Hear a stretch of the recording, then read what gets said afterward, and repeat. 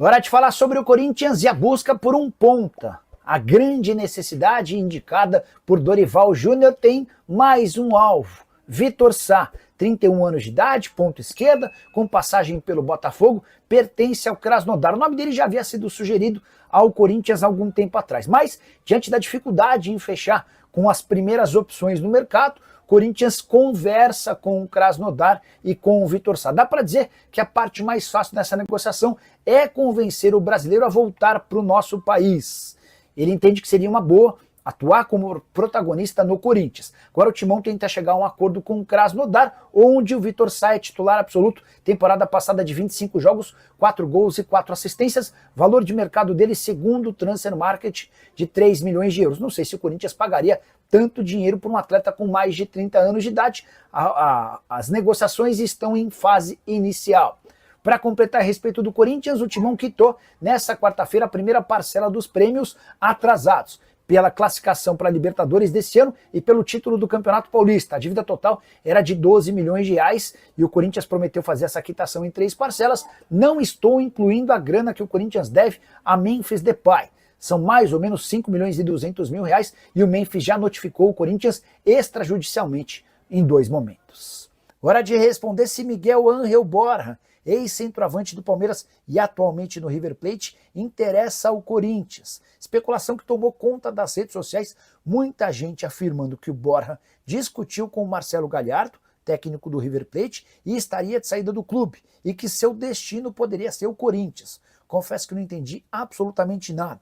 Primeiro porque o Corinthians não busca um centroavante. Se for para contratar um camisa 9, o escolhido será o Carlos Vinícius, que é torcedor do Corinthians, está livre no mercado e já baixou 2 vezes sua pedida para fechar com o Timão. Depois, porque o Borja já passou pelo Palmeiras e tem como grande marca, além de fazer gols, ser um cara muito discreto, calmo e muitas vezes passivo, completamente diferente do perfil de atleta que o corintiano gosta. O torcedor do Corinthians gosta do jogador de raça, daquele que dá carrinho. O Borja é aquele atleta do Palmeiras que, enquanto praticamente todo mundo brigava, ele estava sentado no banco de reservas assistindo a essa treta generalizada. Não há nenhuma chance de o Borja ser contratado. Antes de gravar o vídeo, ainda consultei uma fonte corintiana. A pessoa disse que não tem a mínima ideia de onde surgiu essa especulação de que hoje a prioridade do Corinthians é encontrar jogadores de velocidade para atuar ao lado do campo. Borja nunca esteve nos planos. O contrato do centroavante colombiano de 32 anos de idade se encerra no River Plate. No fim da temporada, ele está avaliado em 3 milhões e meio de euros e tem vivido bons e maus momentos. Chegou a ser titular em jogo importante da Copa do Mundo de Clubes, por exemplo, contra a Inter de Milão. Foi reserva na partida mais recente, embora com apenas 6 minutos em campo tenha balançado as redes. Quero falar agora sobre Fabinho Soldado, informação importante e exclusiva. O diretor executivo de futebol do Timão, que mandava prender e soltar na era Augusto Melo, perdeu todo esse moral e está com um filme queimado, por uma série de motivos. O principal deles, a irritação da atual diretoria, que substituiu o Augusto Melo por conta de um contrato que custa até 6 milhões de reais por mês ao Corinthians com o Memphis Depay. Quando os dirigentes alvinegros tomaram conhecimento de todas as cláusulas e benefícios que o holandês tem, eles se perguntaram, mas como alguém pôde deixar que o Corinthians assinasse esse contrato? E o Fabinho Soldado teve papel importante durante toda a negociação com o Memphis. A partir daí o Fabinho já começou a ter seu filme queimado, mas não parou por aí. Os dirigentes da atual administração também levantaram uma série de outros reforços contratados pelo Fabinho que deixaram péssima impressão. Alex Santana, Charles, Pedro Raul, entre outros. Até reforços que vingaram na era Fabinho Soldado, depois descobriu-se que nem tiveram tanta participação dele. Um exemplo é o Carrilho, que arrebenta com a camisa do Corinthians, ou pelo menos arrebentou na temporada passada, mas foi uma indicação do Ramon Dias. O grande trunfo, o grande mérito do Fabinho Soldado como executivo de futebol foi a contratação do Hugo Souza. Todas as outras têm alguma discussão. Só para completar, o Fabinho também perdeu moral com a diretoria pela constatação de que ele não consegue dominar o vestiário e os atletas como se imaginava. Casos de indisciplina, como a ausência do Memphis num treino e seguidas saídas e baladas de jogadores acabaram pesando contra o Fabinho. Não estou para dizer que eles correm o risco de demissão, mas dentro da atual administração há a avaliação de que o trabalho dele é só comum, bem distante de um trabalho perfeito ou ótimo como muita gente tem tentado deixar no ar. Só para completar, queria contar também que Matheus Bidu avançou para a renovação do contrato. O vínculo do lateral esquerdo se encerra no fim desse ano e será prorrogado, registrar ainda pichações contra Memphis Depay. Essas pichações aconteceram no Parque São Jorge e, entre outras coisas, a gente pôde ler fora Depay, salário em dia, futebol atrasado. Depay de ídolo você não tem nada, craque Neto 90, 91 e 97, nosso ídolo eterno. Bora fechar o vídeo para falar sobre o Corinthians e mais uma dispensa na base. Agora de um filho de um dos ex-diretores de patrocinador master do Corinthians. Bora fazer você entender toda essa história.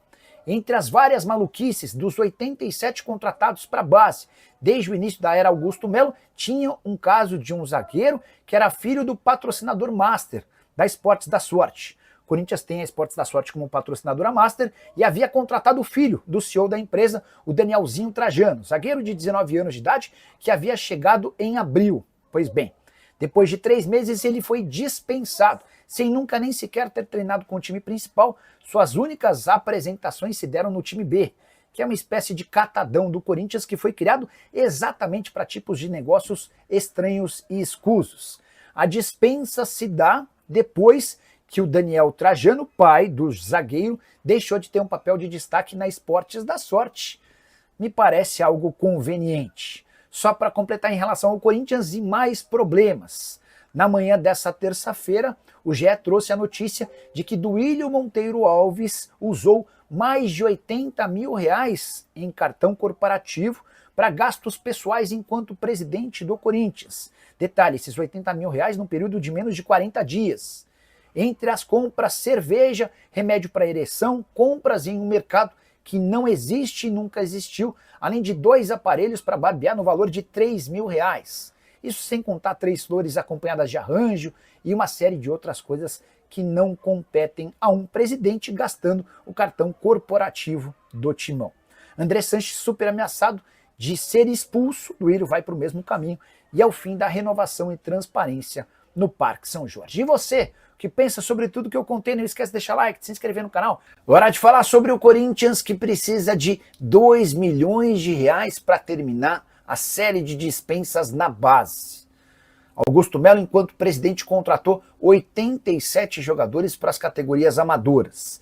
Desses 87, 40 já foram dispensados. E a nova diretoria quer demitir mais 30.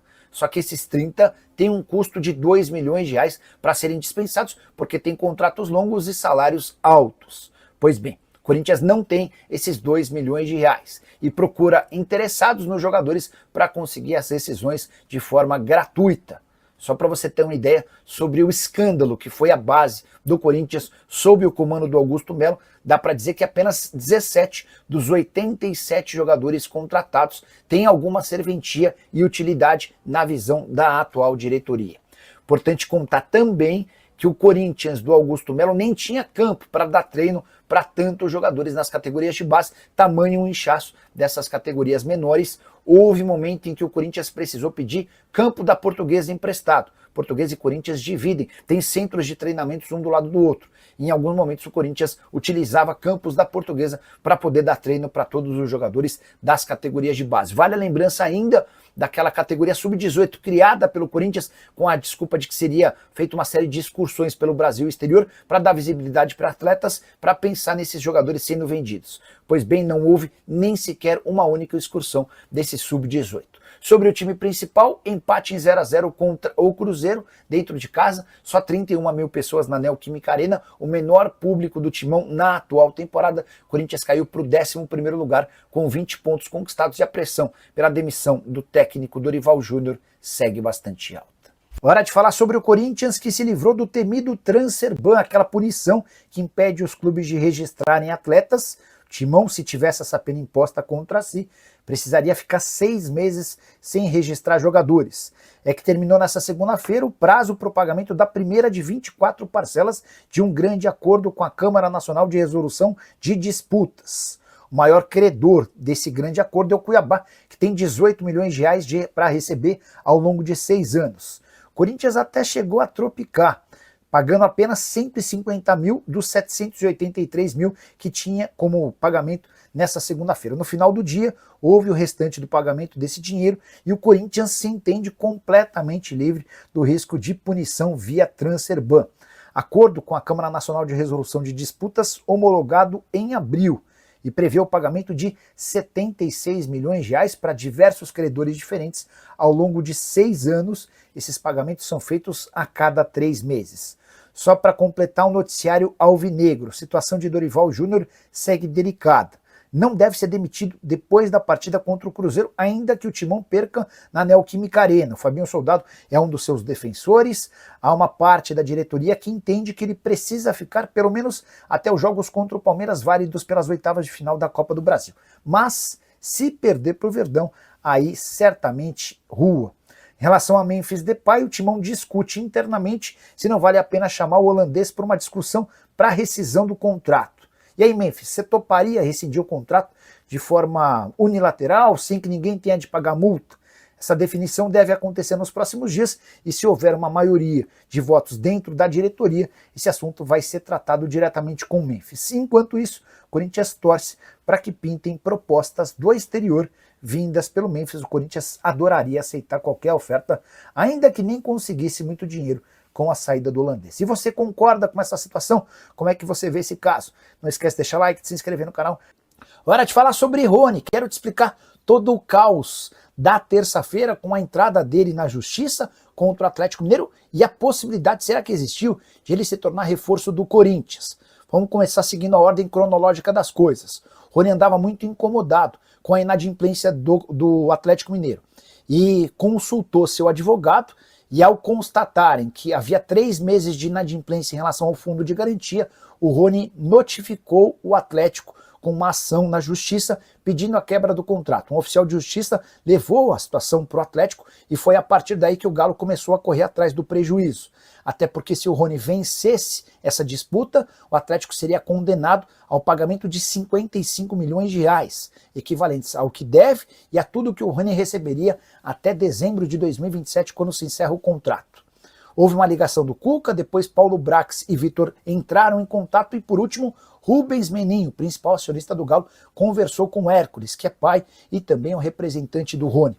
Todos prometendo que nessa quarta-feira todas as pendências entre Atlético, Rony e seu representante serão quitadas. Rony reclama dos 3 meses de fundo de garantia, de prêmios de conquistados dentro de campo, da luva, o prêmio pela assinatura do contrato, de direitos de imagem e também salários. Essas questões serão resolvidas além da comissão para o pai e empresário dele. O Atlético também prometeu quitar todas as pendências com outros atletas. 3 jogadores haviam entrado com notificações extrajudiciais contra o Atlético. Não é um processo na justiça, mas você avisa ao clube e dá um prazo para que ele pague em 48 horas, sob o risco de esses jogadores seguirem o mesmo caminho do Rony. Os 3 atletas que fizeram essas notificações extrajudiciais, Gustavo Scarpa, de quem vou falar daqui a pouquinho, Igor Gomes e Guilherme Arana. Pois bem, sobre Rony no Corinthians, Samir Carvalho, meu amigo e dono de um canal aqui no YouTube que cobre o Timão, chegou a afirmar na tarde de terça-feira, em meio ao caos por conta da notícia do processo aberto do Rony contra o Atlético, o Samir afirmou que o Corinthians era um dos interessados na contratação do atleta. Foi conversar com uma pessoa próxima ao Rony e posso assegurar que o Timão não fez contato, embora outros 10 clubes do Brasil e do exterior tiveram conversas com o pai representante do Rony na tentativa de entender as condições do negócio. O que eu ouvi é que não faria sentido o Rony deixar o Atlético alegando salários atrasados para se mudar para o Corinthians, que tem tantos problemas quanto o Galo no que diz respeito a pagamentos. Rony decidiu retirar a ação, não está mais cobrando esses 55 milhões de reais do Galo e vai continuar no clube. Já que falei sobre o Corinthians, deixa eu trazer uma informação importante. Nessa terça-feira, a diretoria alvinegra enfim acertou a data para o pagamento do prêmio do Campeonato Paulista, que segue pendente. Serão feitos pagamentos em 3 parcelas, a primeira delas a partir de 25 de julho. Fala pessoal, estamos aí com atualizações importantes do Corinthians. Se inscreva e ative o sininho para receber mais atualizações do Timão. Deixe seu like, que é muito importante para o crescimento do canal. Utilize o espaço aqui embaixo para registrar sua opinião. Ficamos por aqui com mais esse giro de notícias. Um abraço e até o próximo vídeo.